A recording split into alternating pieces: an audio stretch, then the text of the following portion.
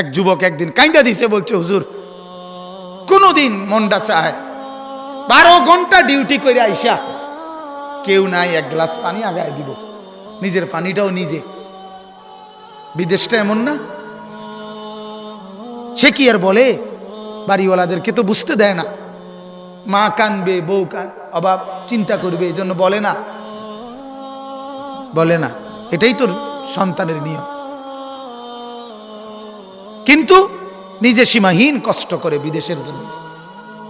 আমার কষ্ট লাগছে দেখে। আমি হজ উমরায় গেছি যে সৌদি আরব, আগে কতবারই দেখছি এরা নিয়ে যায় দাওয়াত দিয়ে দিয়ে তাকে রুমে, এই ছোট্ট গদ্দুর জায়গার মধ্যে কষ্ট করে থাকে। এক যুবক নরসিংদীর আমারে বলছিল একদিন, হুজুর আজ 11 বছর বিদেশ, বাবার ঋণ দেনা এখনো শোধ করতে পারি নাই, বাদ যেতে পারি না, বাবার ঋণ এখনো শোধ হয় নাই হুজুর, কিন্তু ট্যাবলেট হুজুর নাই, কেউ খুললে দিব। 12 ঘন্টা ডিউটির পরে মনটা চায় রাস্তা শুয়ে লাই, পরিশ্রমের কারণে ক্লান্তিতে মনটা চায় যা এনে শুয়ে থাই, খানা দানার কিচ্ছুর ঠিক ঠিকানা নাই, এত কষ্টের টাকা। আর তার ছেলেটা, তার বউটা, তার মেয়েটা এখানে মোবাইলে, ওই বেডি পাউডারে, ওই বেডি মার্কেটে, সব শেষ, সব শেষ। এই জঙ্গলি এখানে উলঙ্গ ছবি দেখে দেখে তার বাবের কষ্টের রক্তের পানি টাকা শেষ করে দিতে। তার বিবি 10 টাকার জিনিস 100 টাকা দিয়ে কিনে সমস্ত টাকা জলে নষ্ট করে দিতেছে, আর বেচারার একটা টাকা বাহির করতে ঘাম ঝরে পড়তেছে। কি মিয়া,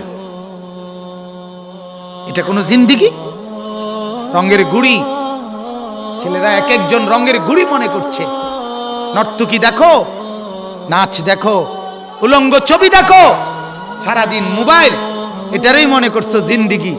একটা সেজদা নাই। ডাকাত, মনে রাখো দুনিয়াতেও সুখ পাইতা না, আখিরাতেও কিচ্ছু পাইতা না।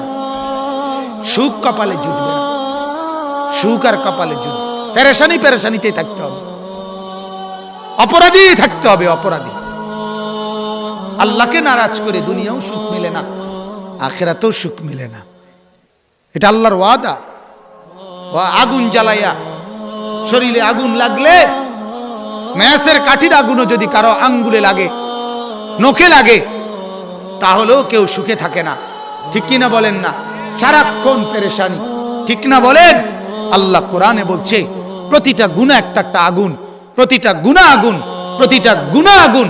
মিথ্যা একটা আগুন, চুরি একটা আগুন, জিনা একটা আগুন, ব্যভিচার একটা আগুন, নর্তকী একটা আগুন, উলঙ্গ ছবি একটা আগুন, সিনেমা একটা আগুন, নাচ একটা আগুন, জওয়ান এটা আগুন। আর এত আগুন শরীরে জ্বালাইয়া সুখে থাকা যায় না, সুখে থাকা যায় না। 2 জন যুবক যদি বসে থাকো তো শুইনো, সেজদাবিহীন সুখ পাওয়া যায় না, সুখ মিলবে না। যৌবনের শক্তিও শেষ হবে, আখিরাতের পুঁজিও শেষ হবে। কথা বুঝছেন না?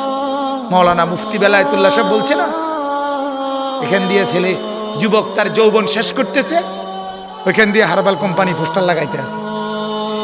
বুঝলেন না? হেরা বুঝে লাগছে তো, যেন দিয়ে লাগায় 30টা লাগায় লাল লাল পোস্টার, 2 ঘন্টায় ফলাফল, আবার আইও আমার তো বড়ি খাও, আবার জিনাবে বিচার করো, আবার উলঙ্গ ছবি দেখো। কারণ ওরা তো টের পাইছে যে যৌবন শেষ, শরীরের ব্রেক বুরুক সব শেষ। কাজে এই জন্য হারবাল কোম্পানি, নাইলে বাংলাদেশে করোনাও তো মহামারী, করোনার লাগিয়েও তো এক লগে এত পোস্টার লাগাইছে না কোন দিয়া। কথা কর না কেন? হারবালের লাগে এত পোস্টার, কথা বলেন না? এটা কি মহামারী? তাইলে এটার লাগে 30টা ঘটনা কি? বুঝছে,